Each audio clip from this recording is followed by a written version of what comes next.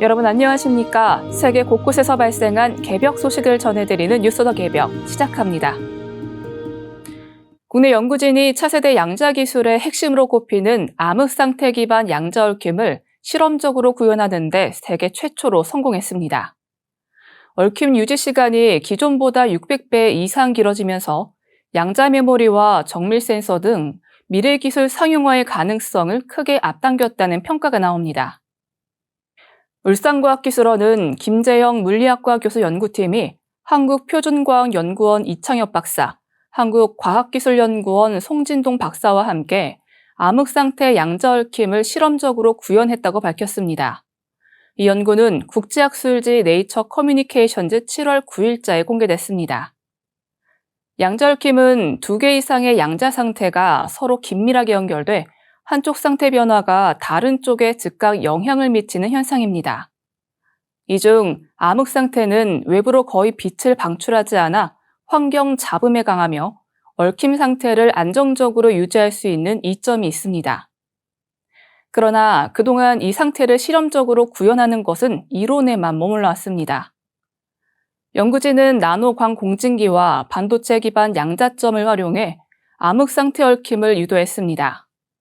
공진기가 빛을 내부에 일정 시간 가두면서 양자점 사이의 상호작용을 정밀하게 조절했고, 그 결과 다수의 양자점이 집단적으로 얽히는 암흑 상태가 형성됐습니다. 그 결과 실험에서 관측된 암흑 상태 얽힘의 수명은 최대 36나노초로 측정됐습니다. 이는 밝은 상태의 수명인 62피코초에 비해 약 600배 이상 길어진 수치입니다. 또한 두 양자점이 동시에 광자를 방출하는 쌍광자 방출 현상도 함께 확인돼 암흑 상태 얽힘의 직접적인 증거로 작용했습니다. 김 교수는 손실을 잘 설계하면 오히려 얽힘을 오래 유지할 수 있다는 것을 보여줬다며 이번 성과는 양자 정보 저장뿐 아니라 양자 센서, 양자 기반 에너지 하베스팅 기술의 실현에도 중대한 기여를 할 것이라고 설명했습니다. 특히 연구에 사용된 반도체 기반 양자점 시스템은 다양한 양자 플랫폼과도 쉽게 호환될 수 있어 향후 실용화 가능성도 매우 높게 평가되고 있습니다. 이번 연구는 양자광원 제어 기술의 중요한 전환점이자 현실적인 양자 네트워크 구축의 토대를 마련했다는 점에서 국내 양자과학기술 연구의 이정표가 될 전망입니다. 하늘을 가로지르는 번개 기록이 새롭게 갱신됐습니다. 세계 기상기구는 미국 본토를 가로지르는 829km의 초장거리 번개가 역사상 가장 긴 번개로 공식 인증됐다고 발표했습니다. 문제의 번개는 지난 2017년 10월 22일 미국 텍사스 동부에서 시작돼 미주리주 캔자스시티 인근까지 이어졌습니다. 이는 서울 부산 왕복거리보다 길며 프랑스 파리에서 이탈리아 베네치아까지 닿는 거리와 맞먹습니다. 기존 기록은 2020년 미국 남부에서 관측된 768km로 이번에 무려 61km나 경신된 것입니다. 이 같은 기록은 미 국립해양대기청이 운영하는 최신 위성 고우즈 16의 데이터를 기반으로 확인됐습니다. 해당 위성은 번개를 정밀하게 감지할 수 있는 장비를 탑재하고 있으며 연구진은 이를 통해 이 번개의 거리와 지속 시간을 분석했습니다. 애리조나 주립대 렌지 서비니 교수는 위성 기술 덕분에 메가 플래시라 불리는 초장거리 번개 감지 능력이 크게 향상됐다고 설명했습니다. 조지아 공대 마이클 피터슨 박사도 지금은 세계 대부분의 메가 플래시 발생 지역을 위성으로 추적할 수 있는 시대라며 앞으로 사회적 영향도 함께 분석할 수 있을 것이라고 전망했습니다. 세계 기상기구는 이번 기록이 미국 기상학회 게시판에 공식 발표됐으며 기록 확정까지 8년이 걸린 이유에 대해선 2017년 당시 기술로는 이 번개의 전체 범위를 식별하기 어려웠으나 최신 위성 재분석을 통해 확인됐다고 밝혔습니다. 셀레스테 사울로 세계 기상기구 사무총장은 번개는 자연의 경이로움이자 위험 요소라며 메가플래시는 항공교통과 산불 등에도 영향을 줄 수 있어 각국의 뇌우안전 인식 강화가 시급하다고 경고했습니다. 한편 가장 오래 지속된 번개 기록은 2020년 6월 18일 남아메리카에서 발생한 17.1초짜리 번개로 가장 긴 시간 지속된 번개로 공식 등록되어 있습니다. 인류는 이제 번개의 길이와 시간까지 정밀히 추적하며 자연의 경이로움을 과학으로 기록하고 있습니다.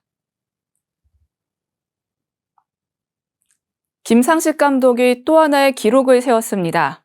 2025년 아세안 축구연맹 U23 챔피언십에서 베트남 대표팀을 우승으로 이끌며 2022년과 2023년에 이어 3연패를 달성했습니다.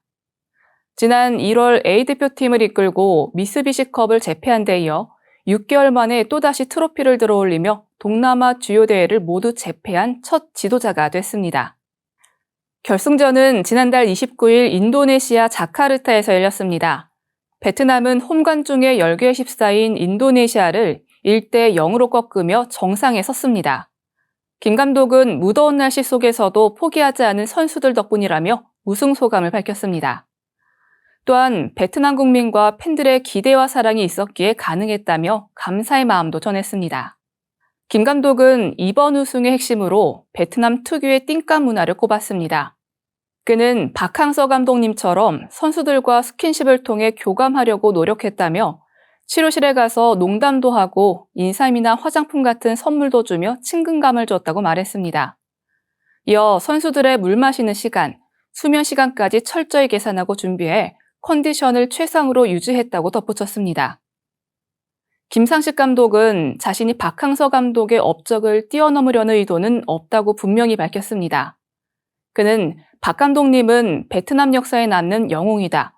그 족적에 누가 되지 않겠다는 생각뿐이라며 우승 후 직접 축하 전화를 주셨고 식사 약속도 했다고 전했습니다.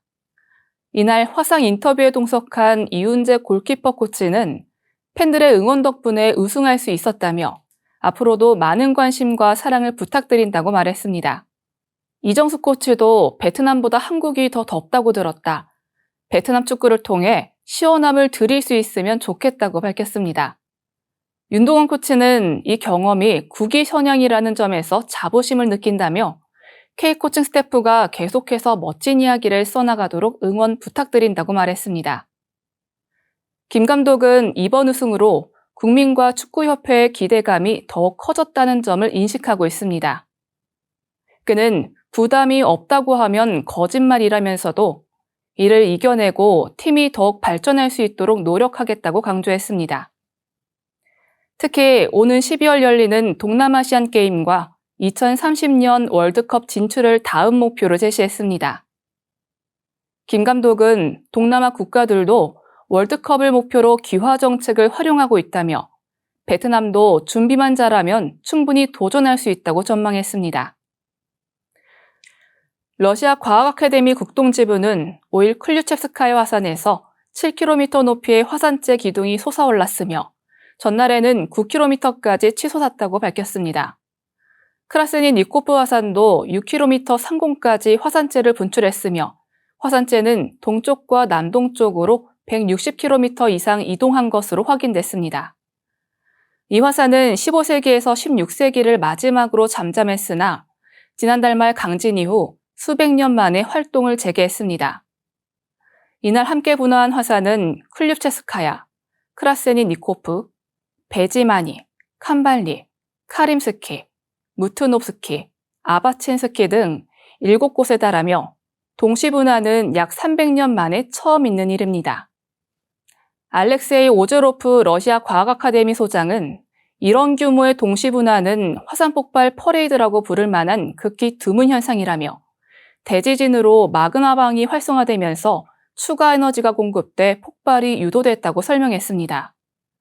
러시아 당국은 이들 활화산 반경 10km 내로 진입하지 말 것을 경고하며 추가적인 분화와 화산재 분출 가능성을 대비하고 있습니다.